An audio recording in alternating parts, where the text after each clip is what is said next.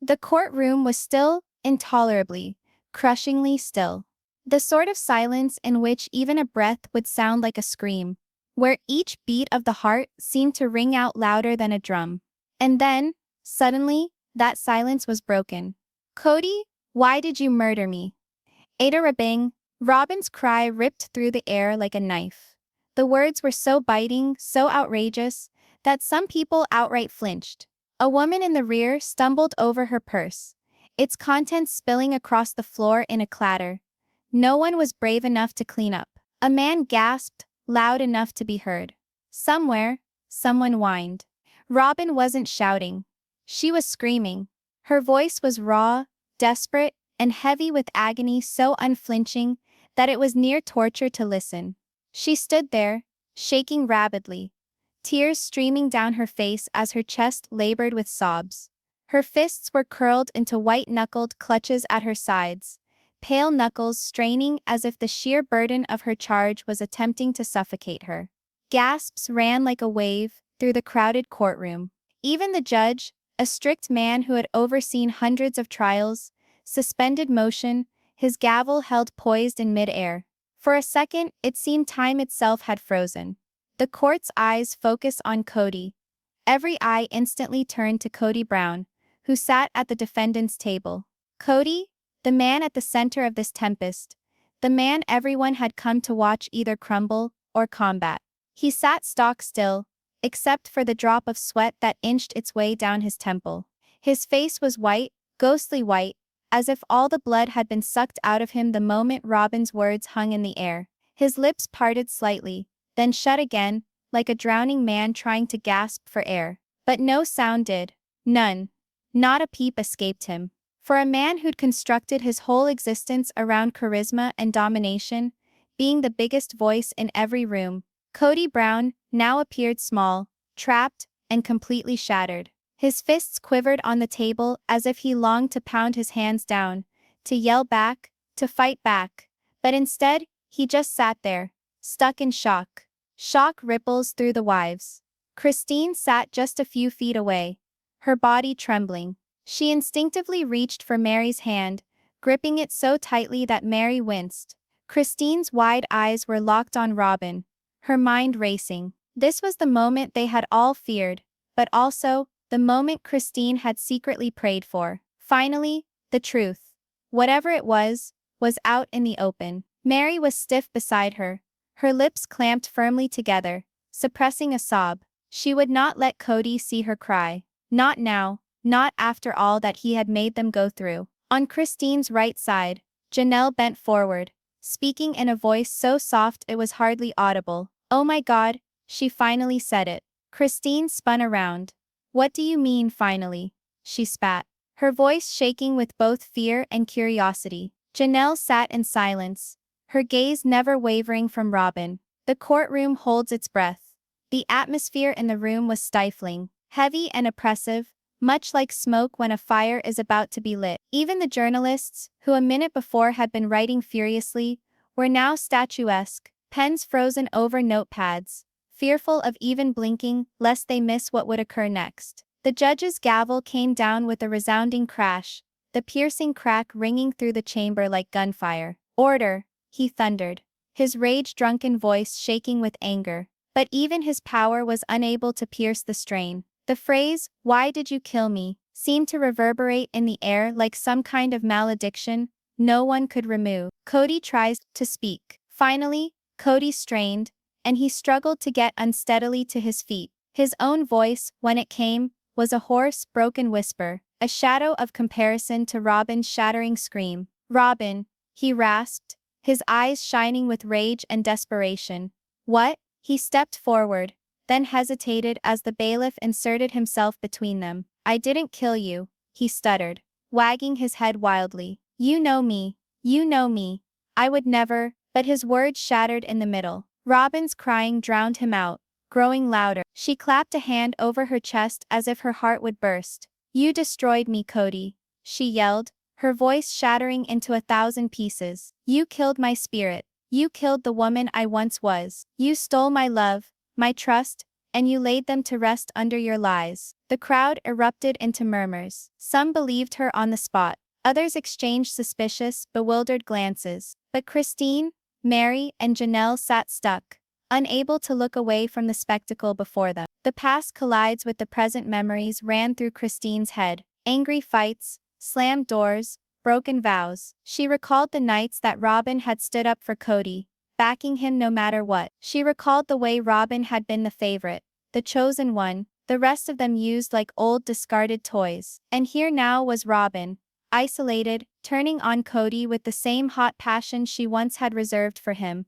The treachery hit so hard that Christine spun dizzy. Next to her, Meri breathed softly. To herself, I don't get it. She was always his biggest supporter. Why would she do this now? But Janelle, quiet and observant, finally broke her silence. She knows something we don't, she replied icily. She's been holding back for years, and now, for some reason, she's ready to burn it all down. The public shock. The trial had already been national news. The Browns weren't just a family, they were a brand, a story America had watched for over a decade. Their marriages, breakups, scandals and tragedies had played out on television screens and tabloid covers. But this was different. This was sinister, brutal, and inadmissible to manipulate for ratings. Camera operators focused on Robyn's tear-stained face as she screamed her charge once more. Kody, why did you kill me? The video would be broadcast on all news networks in the next hour. Social media would go wild with hypotheses, memes, and passionate arguments. And for the first time in years, Kody Brown's impeccably crafted reality would come crashing down in real time. The mystery of Robyn's words. But here's what nobody knew. Not Christine, not Meri, not Janelle, not even the judge. Robyn's words weren't straightforward. They weren't even literal. Yes, she had shouted that Kody murdered her, but what she actually meant was so much more sinister. Robyn hadn't been killed in the flesh. Instead, she had been shattered, bit by bit, until no trace of the woman she used to be remained. And while the courtroom believed this was a metaphor, Christine's instinct screamed otherwise. She had seen the fear in Robyn's eyes before this trial began. She had noticed the subtle bruises, the way Robyn flinched whenever Kody raised his voice. This wasn't just about emotional destruction. Christine was beginning to suspect there was something more, something darker lurking beneath Robyn's words. The suspense deepens. Christine's grip on Meri's hand tightened. Meri, she said in a rush. This is more than their marriage. There's something we're not seeing, something huge. Meri looked at her, her face white. What do you mean? Christine's voice fell to a shuddering whisper.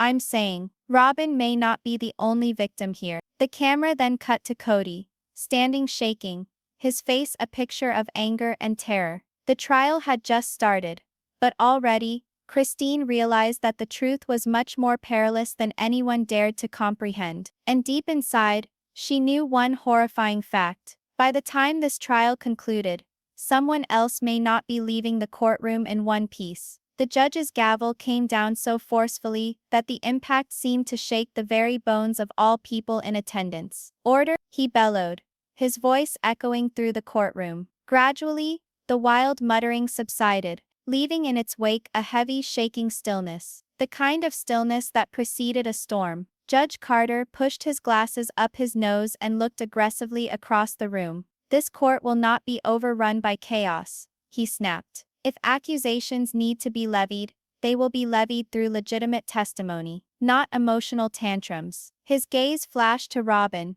standing pale and tear-streaked, her shoulders shuddering. You will get your turn to talk, Mrs. Brown. Sit down. Robyn wavered, her lips shaking as if she longed to scream once more. Eventually, she sank into her chair, holding a crumpled tissue in one hand, as if it were a lifeline. Everyone's attention turned back to Kody. He didn't stir. He didn't even blink. He simply stared at Robyn with an expression no one could read. Part rage, part heartbreak, part something else. Christine felt a cold chill run down her spine. She knew Kody better than anyone here. And that look, that was not the look of a man in control. It was the look of a man cornered, fighting to keep his secrets from spilling into the open. The first testimony.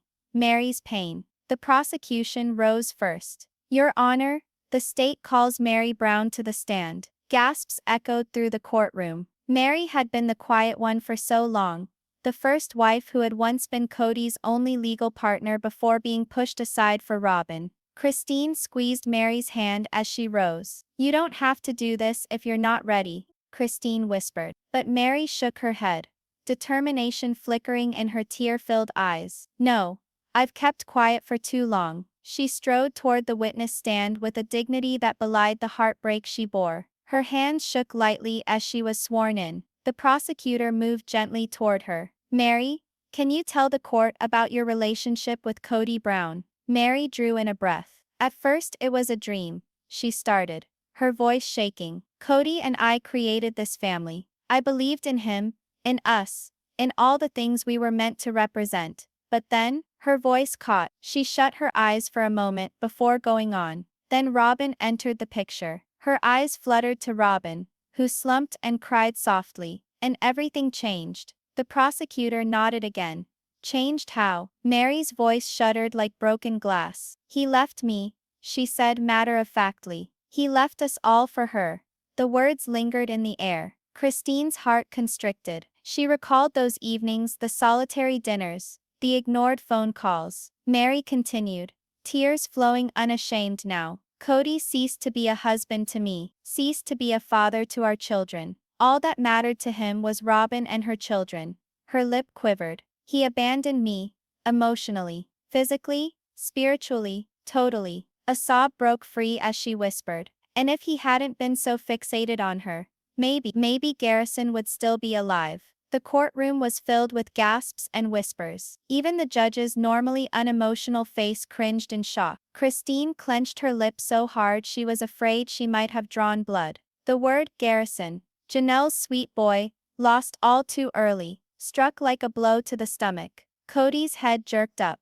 "That's not true," he roared, banging his fist on the table. "You will not blame me for his death." The judge rapped his gavel. "Mr. Brown, calm down or I'll hold you in contempt." But Kody hardly seemed to notice. His face flushed, veins throbbing in his neck, as he glared at Meri as if she'd committed the ultimate sin. Meri just stared back, tears rolling silently, refusing to avert her eyes. The second testimony, Janelle's rage as Meri, walked out, her shoulders quivering. The prosecutor quickly called Janelle Brown to testify. Where Meri's testimony had been sad, Janelle's was dynamite. She strode up with head held high, jaw clenched in anger. Christine had never seen her so purposeful, so very much not wanting to hold back. "Mrs. Brown," the prosecutor started cautiously, "tell me about your relationship with the defendant." Janelle gave a bitter laugh.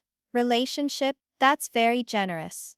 The courtroom leaned in, hanging on her words. "Kody Brown is a man who takes and takes and takes," she snapped. "He never gave this family what we needed. Not love, not stability, not honesty. He played favorites. He manipulated us. He lied to us." Her hands curled over the edges of the stand so tightly they were white. "And now, due to his decisions, we've lost more than we'll ever be able to reclaim." "Are you talking about your son?" asked the prosecutor softly. Janelle's voice shook for a split second. "Yes," she breathed. "My boy. My lovely boy." She swallowed, making herself go on. "He was fighting. He needed his father. And Kody, he wasn't there." Her eyes snapped to Kody, blazing with fury. "You weren't there," she exclaimed, her voice echoing off the walls of the courtroom. "You were too busy with Robyn, too busy being the king of your own fantasy kingdom, to even notice your own son was disintegrating." The courtroom fell silent. Even the judge looked uncertain what to say. Christine was seeing her own tears rise. Janelle had been waiting to unleash this for months, possibly years. And now it was finally coming out, raw, uncensored, and heart-shattering. Robyn's odd calm as Meri and Janelle ripped into Kody. Christine's gaze wandered to Robyn. At first glance, she was tearful, her head bent forward, shoulders quivering with soft sobs. But Christine saw something odd, too odd. Robyn's tears were streaming down. Yes, but her hands were utterly still, too still. Her breathing wasn't out of breath like someone in actual agony. It was measured, controlled, slow, And when Christine glimpsed her face amidst tangles of dark hair, she did not see heartbreak. She saw something else, something calculating. Christine felt a chill run down her spine, as if Robyn was acting for the room. Every sniff rehearsed, every shake precisely placed. Why? The evidence is revealed. The prosecutor cleared his throat. The state would like to introduce new evidence, he said, holding a stack of papers. Those are threatening messages to Christine Brown that she received weeks before the tragedy. Christine tensed when her name was mentioned. She had not wanted this scene to be released. But there was no going back now. The prosecutor handed over the documents to the bailiff, who presented them to the judge. These are anonymous messages, but the tone of the messages strongly implies the defendant's hand. The judge flipped through the pages, his scowl growing with every line. He read off one of the messages. "If you don't do what I say, you'll regret it. Everyone will." Gasps filled the room again. Christine's hands trembled as she described. "These messages frightened me. Initially I thought they were merely threats, but as Garrison's travail escalated, I felt afraid that they were linked." The prosecutor nodded solemnly. "And who did you think was sending them?" Christine paused, her voice little more than a whisper. "Kody. I thought it was Kody." Everyone stared at him. His expression was a whirlwind. Anger, fear, denial, all swirling together. "I never sent those," he bellowed. "This is a setup." The judge banged his gavel. "Mr. Brown, you will be quiet." But Christine's mind was racing. Something about those texts. It didn't ring true. The words were brutal, sure, but there were little things that didn't ring true with Kody's normal way of speaking. A particular nickname he never employed, a sentence he had never uttered before. Her heart racing as comprehension slowly set in. The building suspicion. Christine's eyes drifted to Robyn, sitting silently wiping her eyes on her tissue. And then, she saw it. The faintest suggestion of a smile playing at the edge of Robyn's mouth, so weak it could hardly be dreamed of. Almost. Christine's breath hitched. "No," she breathed in her own mind. "It can't be." But deep in her belly she knew. She knew those messages hadn't originated with Kody. They'd come from Robyn, foreshadowing the storm.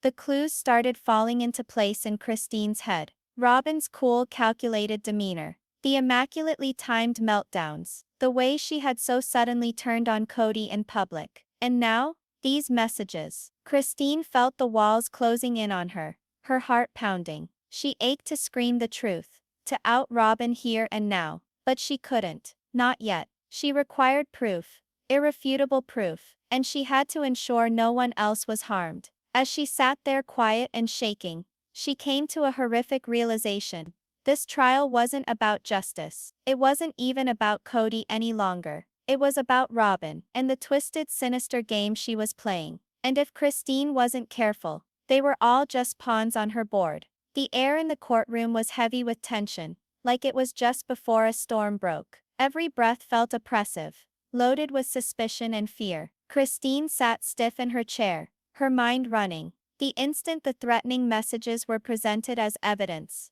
something within her changed, like a puzzle piece that had finally clicked into place. Initially she hadn't been willing to accept it. It was simpler to blame Kody. He had hurt them so very many times, lied so many times, and abandoned the family so utterly that it came so naturally to think he was responsible for this too. Now she looked at everything differently. Those words, the phrases, the tone, the subtle rhythms, they didn't ring out with Kody at all. Kody had flaws aplenty, but he had some words he used all the time, and some words he never used. Christine knew his words as well as she knew her own heartbeat, and these messages, they were stamped with Robyn's fingerprints. She took a hard swallow, looking over at Robyn. The other woman was dabbing tears away with her tissue, head bowed in the manner of a mourning widow. But Christine spotted it again, that infinitesimal flash of a smile, too fast to be confused with a twitch. No, it was not imagined. Robyn was relishing this. Christine's internal conflict. Christine's heart beat faster as realization overwhelmed her. This whole trial, all of it, had been meticulously planned by Robyn. She wasn't a victim sobbing for justice. She was a puppet master pulling all the strings. Christine's hands shook in her lap. If she got up and accused Robyn now, no one would listen to her. Because Robyn had played the perfect wife, peacemaker, dainty innocent little thing everyone wanted to shelter for years. And Christine? She was the difficult wife. The one who had walked away from the family. The one who in the public's view was jealous and bitter. If Christine moved too quickly, Robyn would ruin her. Just as she was ruining Kody. She required evidence. Irrefutable, undeniable evidence. But how? A key detail Christine's mind flashed back to the messages. One particular text stuck with her. Do precisely what I tell you, or you'll regret it. Everyone will. That line, everyone will, hit her like a light bolt. Kody never used collective threats like that. When he was angry, he always targeted specific people. You'll regret this. She'll regret this. He'll regret this. But everyone will. That was Robyn's language. Christine remembered a conversation years ago, back when she was still part of the plural marriage. Robyn had been upset about something one of the other wives said. She had whispered through gritted teeth, "If this family doesn't start listening to me, everyone will regret it." The very same words. Christine's blood chilled. It wasn't only similar. It was word for word. The same tone. The same threat. There was no room left for doubt. Robyn had sent those messages. Robyn had manipulated them all into thinking Kody was the bad guy. A flashback of suspicion. As Christine looked at Robyn, things she had suppressed long ago came flooding back. The late-night conversations between Robyn and Kody. The covert phone calls Robyn would make outside, speaking too softly for anyone to overhear. The manner in which she had systematically distanced Kody from everyone else, until he was hers alone. Christine had then believed it was merely favoritism. But now, she could see the larger agenda. Robyn had been meticulously dismantling the foundation of the family, piece by piece, until it collapsed in its entirety. And this trial? This was her masterful finale. By positioning Kody, Robyn would be the lone survivor, the victim everyone supported. She would own the story, the money, even the heritage of their family's history. Christine vows in silence. Christine balled her fists on the table. She had to put a stop to this. Not for Kody alone, but for all of them. For Meri, for Janelle, for the kids, for Garrison's sake. But above all, she had to stop Robyn because Christine knew something no one else did. Robyn wasn't manipulative. She was dangerous. The witness that changes everything, the prosecutor called the next witness. Officer Daniels, a detective who had been working the case since its inception. He came up to the stand, his stance stiff and professional. Christine held her breath. This man could make or break everything. Officer Daniels, the prosecutor started. Tell the court what you found in your investigation. Daniels nodded gravely. My unit was assigned to trace where the threatening messages came from that were sent to Christine Brown. All leads initially pointed to Kody Brown's personal computers. A low murmur spread throughout the courtroom. Christine's heart fell. Was she mistaken? Daniels went on, his voice unwavering. But when we examined further, we found something different. The messages were sent through a masking app, which created the impression that they originated from Mr. Brown's number. The courtroom erupted in commotion. Gasps, cries, shock. Even the judge's eyes opened in surprise. Christine's head jerked around to Robyn. For the first time, Robyn's perfect facade cracked. Her eyes went wide with terror. Daniels wasn't done. When we removed the covering layer, the real source of the messages came to light, and they didn't originate with Kody Brown. The room went dead quiet. Everyone leaned forward, hanging on his lips. Daniels stared at the judge and declared in a firm tone,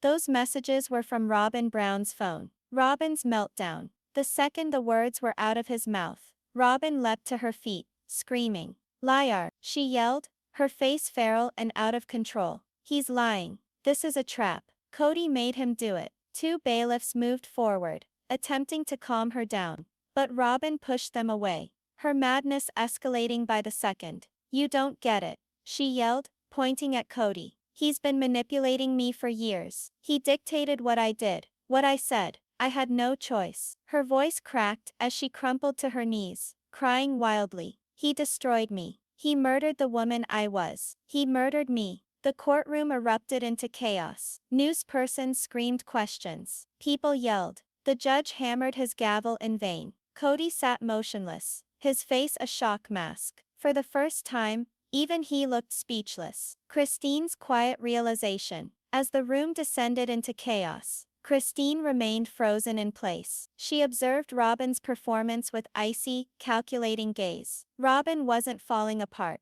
Not exactly. She was performing. This was simply another level of manipulation. Another desperate ploy to turn the story around. Christine leaned over Meri and whispered, "Do you understand it now? This was never about Kody. It was always Robyn." Meri's breath hitched, tears streaming down her face. "Oh God, you're right."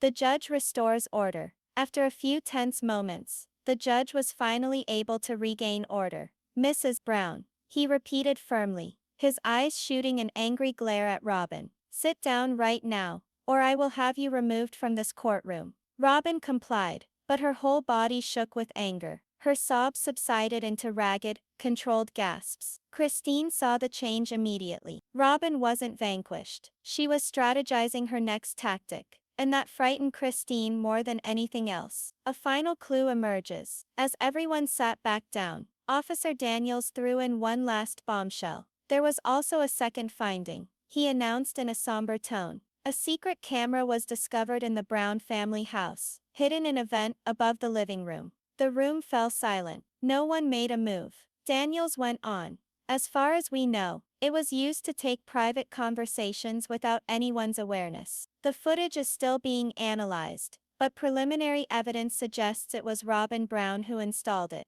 Christine's heart pounded so hard she thought it might burst. This wasn't just about texts anymore. This was a full-blown web of surveillance, lies and control. Robyn's face twisted into rage. "That's a lie," she screamed again. "They're all working together to frame me." But this time, no one seemed convinced. Even the jurors were drifting away from her, their faces suspicious. The rising storm. Christine sat back, shaking. She had everything she needed now, evidence that Robyn was responsible for it all. But she also knew this wasn't finished. Not by a long way. Robyn was not the kind to go down without a fight. Cornered, she would lash back harder than ever. And Christine had a bad feeling that before this trial was over, someone else might get hurt, or worse. She took a deep breath and whispered to herself, "This isn't just about justice anymore. It's about survival." The storm was coming, and no one in that courtroom was ready for it. The courtroom was silent,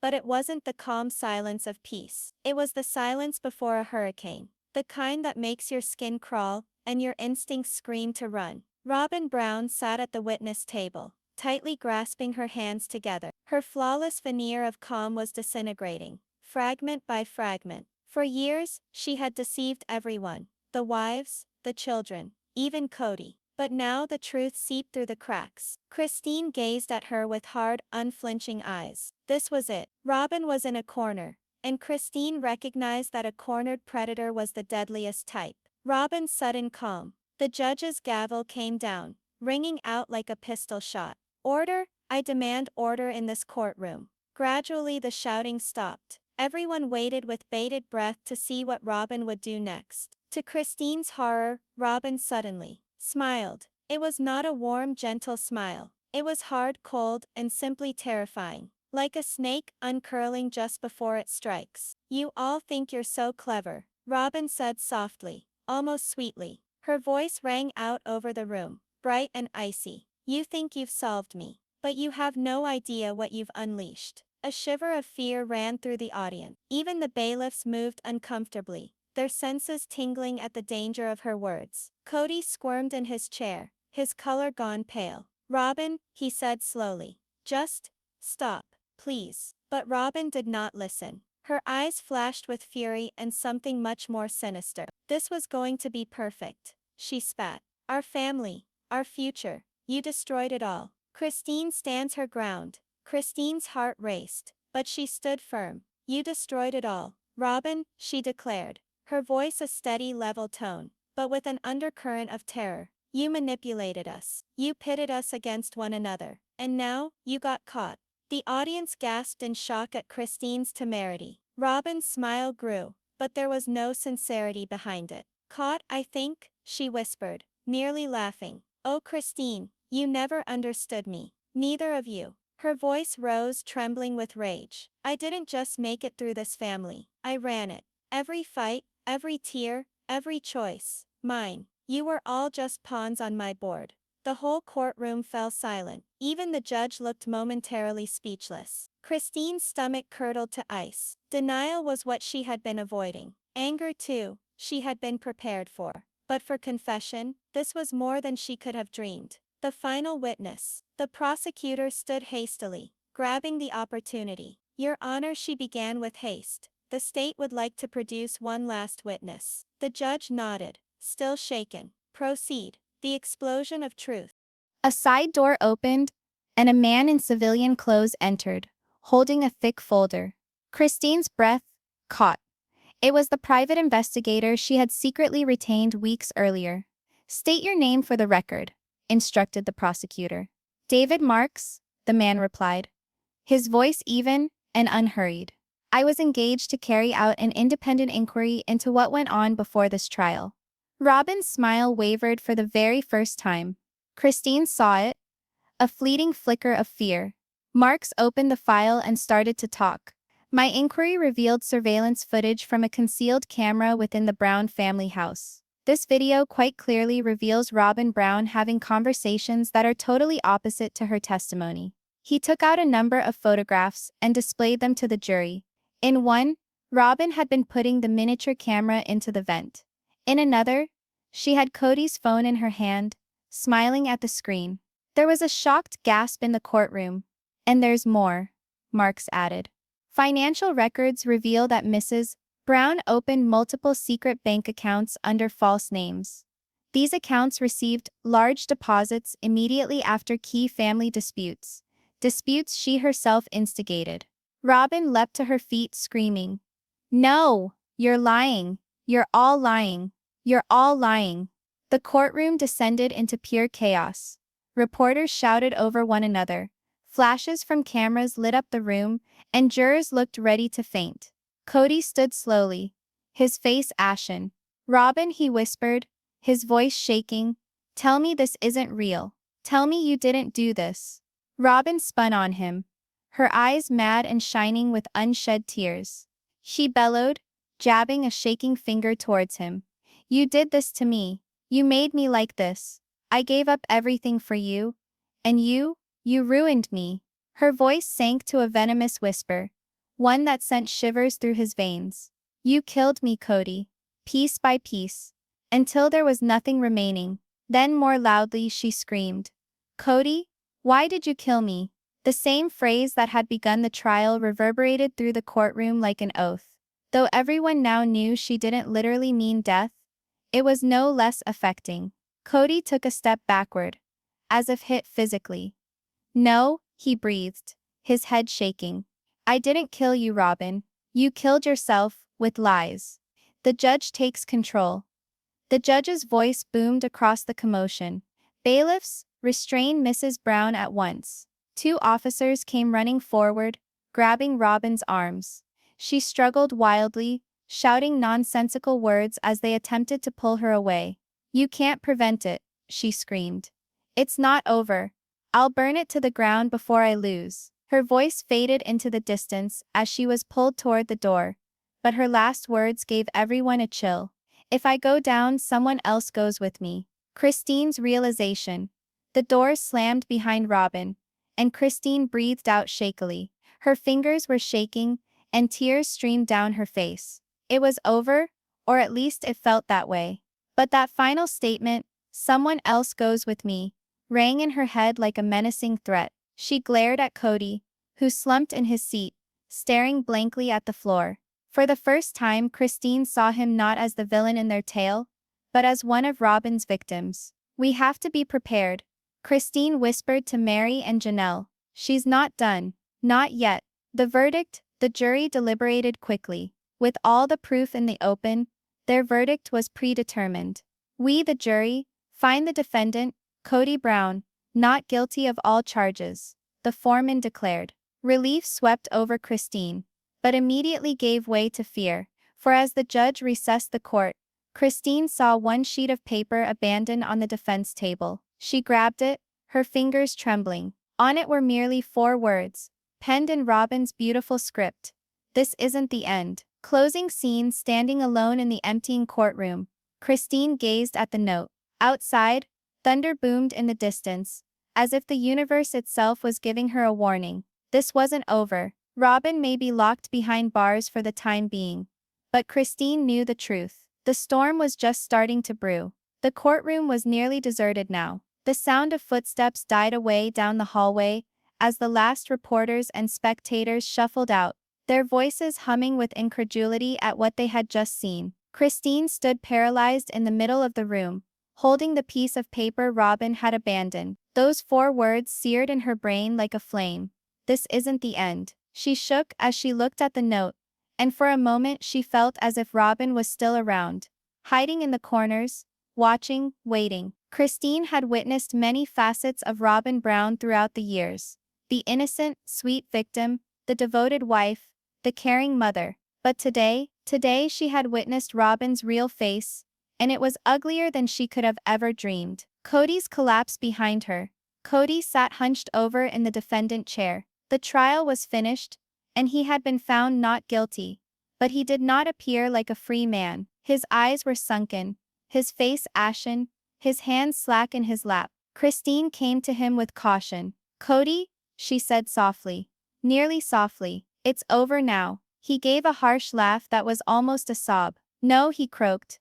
"It's not over, Christine. It's never over with Robyn." He raised his head, and she saw tears shining in his eyes. Tears she had never thought to see. "I thought I could repair this family," he told her, his voice cracking. "I thought if I just held Robyn, everything would be okay. But she wasn't saving us. She was destroying us." Christine's heart twisted. She had hated him for years. Hated him for choosing Robyn over everyone else, for destroying their family. But now, standing before her, broken, she saw the truth. Kody had been nothing more than a pawn in Robyn's game. The sisters unite. Meri and Janelle made their way over, their faces etched with fatigue and sorrow. For the first time in what felt like an eternity, the 3 women stood together side by side, united not in love, but in survival. "We have to protect the kids," Janelle stated resolutely, her words shaking with desperation. "If Robyn gets out, if she escapes,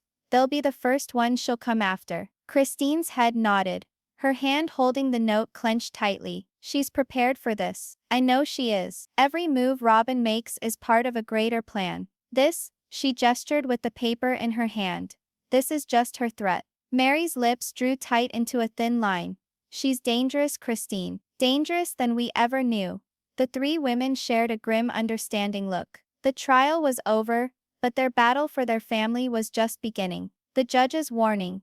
The heavy doors of the courtroom groaned open, and the judge walked back inside, his robe billowing behind him. He moved towards the group with a tired face. "You should all exit in a hurry," he suggested. "Media will be pouring into this building within minutes." Christine nodded respectfully. But before they could exit, the judge leaned forward, his voice dropping. "Be careful," he whispered, glancing toward Kody. "This trial has awakened something much larger than any of you comprehend. If Robyn said what she meant today, she's not through." Christine felt a shiver run down her spine. The judge did not need to say another word. They all knew that they were in danger. Robyn's shadow outside the courthouse doors, snapping cameras and yelled questions pummeled them. Christine covered her face as they fought through the throng, their security detail valiantly fighting off reporters. "Kody, do you have a response to Robyn's confession? Meri, did you live in fear? Christine, is it true Robyn threatened the family?" The questions mixed together in a cacophonous storm of sound. Christine hardly registered them. Her gaze swept the crowd, her instincts yelling for her to remain vigilant. And then, briefly, she saw it. A shadowy figure, standing on the periphery of the throng. Robyn, her hair was disheveled, her face shadowed, yet Christine recognized it was her.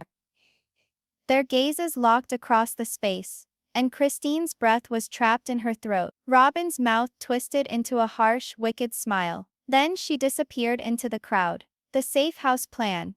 That evening, the 3 women and Kody convened in Janelle's living room. It was the first time in years that they were all together under one roof without bickering. The atmosphere was heavy with fear and tension. "We need a plan," Janelle paced the floor. She's out there, and she's mad. If we just sit here, she'll come after us. Meri wrapped her arms across her chest. But what can we do? She's manipulative, she's intelligent, and she's still playing the victim in the media. If we strike at her now, it'll be taken as an attack on her. Christine set the piece of paper on the coffee table. This is our only lead, she said. She wanted us to know she's not finished. But that means she has another trick up her sleeve. Kody finally spoke, his tone low and serious. There's only one way to defeat Robyn, he stated. We need to think like her. The women regarded him, shocked. What do you mean? Christine asked cautiously. Kody's eyes chilled. She lives on secrets and manipulation.